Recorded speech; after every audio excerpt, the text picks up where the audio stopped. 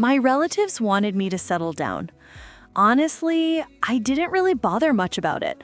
They found a woman they preferred, decent, quiet, and respectful. To me, she seemed plain. Nothing remarkable stood out. Still, I agreed because my parents seemed satisfied. The betrothal took place soon after. I never phoned her or even visited her residence once. Most of my time was spent working, and when I felt like it, I'd return home and relax. Marriage felt like just another family arrangement, not something heartfelt. After the wedding rituals and send-off, I came back home with her. I remembered hearing that new couples should perform 2 special prayers, so I completed them and also prayed my Isha. I wasn't very consistent with prayers, only did so occasionally. After that, I lay down and drifted to sleep, as usual. That was it. Nothing else happened. The next morning, she softly asked, "Did you rest well last night?" I just nodded lightly and said nothing important. A few days later, I escorted her to her mother's home for lunch. I never forced her to wear a veil or cover herself. I let her do what she believed was proper. I wasn't very involved in her choices. We were both still adjusting. That night, while I was asleep, she gently touched my thumb and whispered, "It's time for Fajr prayer." Usually only servants would awaken me, but this time her voice moved me to rise silently. I didn't utter a word, just went and offered prayer. The next evening, when I returned home late, my mother rebuked me. "You're married now," she reminded. "No matter how late, return earlier."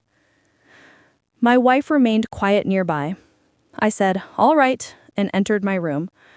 A few moments later, she followed me inside. I asked, "Did you mention it to my mother?" She replied softly, "No, I didn't say anything." The next morning again, she woke me up for prayer, and this time, she stood beside me with complete sincerity. I was astonished, but out of respect, I joined her silently. Afterwards, she looked at me and asked gently, "Can I share something with you?" I nodded quietly. She smiled sweetly and said, "I'm your partner, not just by title, but by soul." I grinned faintly, unsure how to reply. That night, she began speaking more freely, a little teasing, a little inquisitive. Gradually, she started blending into my routine. Things around me slowly began transforming. My attire was pressed, my shoes arranged, my meals ready promptly. Life started to feel balanced, even tranquil. When she recited the Quran softly, my head would rest upon her lap. Her voice was tender, calming, and sometimes I'd doze off listening to her verses. Her gentle manner, her serene words, they became my refuge. She filled our home with comfort and grace. My existence felt whole once more.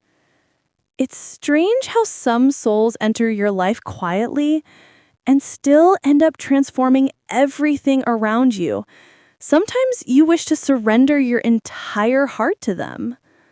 Silent affection, it truly is the most genuine form of peace. A woman can indeed be a man's greatest serenity.